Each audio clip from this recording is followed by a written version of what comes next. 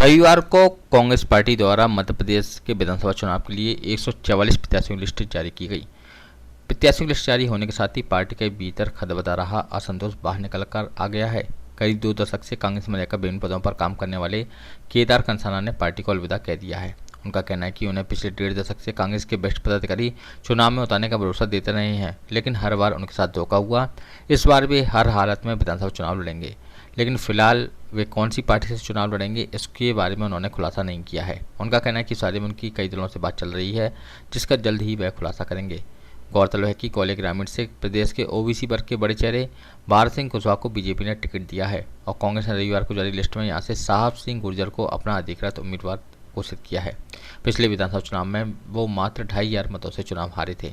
वहीं केदार कंसाना का कहना है कि उन्होंने स्कूल की छात्र राजनीति से शुरू होकर अभी तक पार्टी की कई तरह से सेवा की है, इसलिए वह अब चुनाव में जाकर लोगों से विश्वास हासिल करेंगे। सर, आज 144 सीटों पर कांग्रेस ने अपने प्रत्याशी घोषित कर दिया। आप भी लगातार ग्रामीण विधानसभा से दावेदारी दिखा रहे थे, आपका नाम नहीं है, उसकी वजह से आपने इस्तीफा दिया है और अब आगे की क्या रणनीति आपकी? मैं चुनाव लड़ने जा रहा हूँ। कौन सी पार्टी या किस तरह? पार्टी का निर्णय शाम तक मैं कर दूंगा। आप सारे प्रेस मीडिया जितने भी बंधु हैं सबको बताऊंगा कि किस पार्टी से लड़ रहा हूँ, पर शाम तक मैं क्लियर कर दूँगा। तो क्या आपने कांग्रेस से इस्तीफा दे दिया है? जी, मैंने कांग्रेस पार्टी से इस्तीफा दिया। तो क्या वजह रही है, क्या कारण? वजह ये रही है कि मैं छात्र राजनीति से शुरुआत की थी। मैं स्कूल हरिदर्शन स्कूल का प्रेसिडेंट रहा। उसके बाद NSY यूथ कांग्रेस पार्टी में पिछले 22 साल से लगातार वर्क कर रहे थे वफादारी से। 2013 में टिकट मांगा, 18 में मांगा, 23 में मांगा।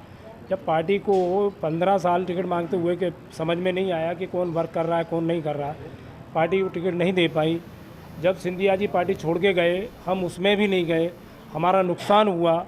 जैसा कि मीडिया सबको पता है कि कितना बड़ा नुकसान हुआ। उसके बाद पार्टी में नहीं गए, पार्टी नहीं छोड़ी, पार्टी का दामन थामे रहे। इतने सब के बावजूद भी यदि पार्टी को हमारा काम, हमारा वफादारी वो समझ में नहीं आ रही, तो फिर अब पार्टी में रहना हमारे लिए उचित नहीं था, इसलिए इस्तीफा दिया। अभी आपका एक कार्यक्रम हुआ था जिसमें नेता प्रतिपक्ष गोविंद सिंह पहुंचे थे और उन्होंने मंच से आपकी तारीफ की, कहा कि मैंने इतनी भीड़ कभी देखी नहीं महिलाओं की। उसमें आपको आशीर्वाद भी दिया था। ठीक है, डॉक्टर साहब को तो भीड़ दिखाई दी, शीर्ष नेतृत्व को भीड़ नहीं दिखाई दी। आदरणीय कमलनाथ जी को दिखाई नहीं दी, आदरणीय राहुल गांधी जी को दिखाई नहीं दी, और भी जो जिम्मेदार लोग हैं उनको भीड़ नहीं दिखाई दी। भाई उनको तो भीड़ दिखाई दी थी, उन्होंने मन से तारीफ की, वो तो सबने देखा।